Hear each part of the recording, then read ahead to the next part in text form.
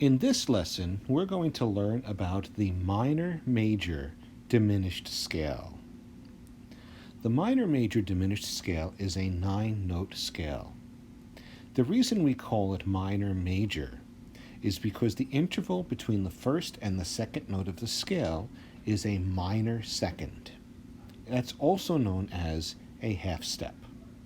The interval between the second and the third note is a major second, which is also known as a whole step. We then alternate between these two for the rest of the scale. Between the third and the fourth note is a half step. Between the fourth and the fifth note is a whole step. Between the fifth and the sixth note is a half step. Between the sixth and the seventh note is a whole step.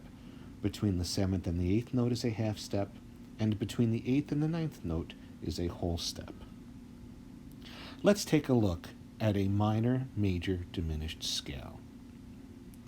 We will start by using the key of C. The first note of the C minor-major diminished scale is C. The second note is a half step higher than C, which is the black key or the key right next to it, which is D flat. The third note is a whole step higher than D flat, which is E flat. The fourth note is a half step higher than E flat. Instead of calling it E natural, we're going to call it F flat. We try and only repeat the letter name of one note in this scale. Between the fourth and the fifth note is a whole step. A whole step higher than F flat is G flat. A half step higher than G flat to the sixth note is G natural. That's where we're going to repeat our note. A whole step higher to the seventh note is A natural. A half step higher than A natural is B flat. And a whole step higher than B flat is C. And there we have our C minor-major diminished scale. We'll discuss why it's diminished in a couple of minutes. Let's erase this and try a second example.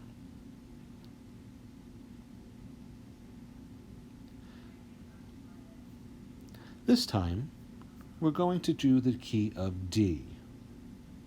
The first note of a D minor major diminished scale is D. The second note is a half step or a minor second higher than D, which is E flat. The third note is a whole step or a major second higher than E flat, which is F. The fourth note is a half step higher than F, which is G flat. The fifth note is a whole step higher than G flat, which is A flat. The sixth note is a half step higher than A flat, and we will repeat our note name here, or letter name, and it's A natural. The seventh note is a whole step higher than A, which is B. The eighth note is a half step higher than B, which is C. And the ninth note is a whole step higher than C, which is D. And there we have our D minor major diminished scale. We will do one last example. This time, we will use the key of F.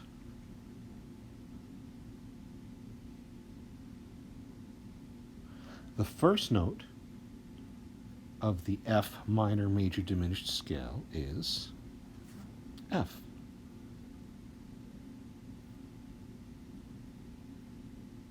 Trust me. The second note is a half step higher than F, which is G flat. The third note is a whole step or major second higher than G flat, which is A flat. The fourth note is a half step higher than A flat, which is A natural. The fifth note is a whole step higher than A natural, which is B. The sixth note is a half step higher than B, which is C. The seventh note is a whole step higher than C, which is D. The eighth note is a half step higher than D, which is E flat. And the last note, or the ninth note, is a whole step higher than E flat, which is F.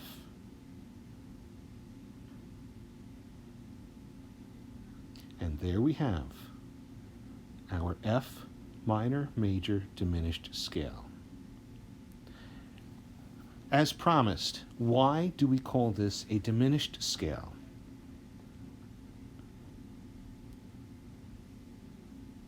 We're going to erase the word diminished in a moment. If we make a chord out of the first note, the third note, the fifth note, and the seventh note of the scale, we have F,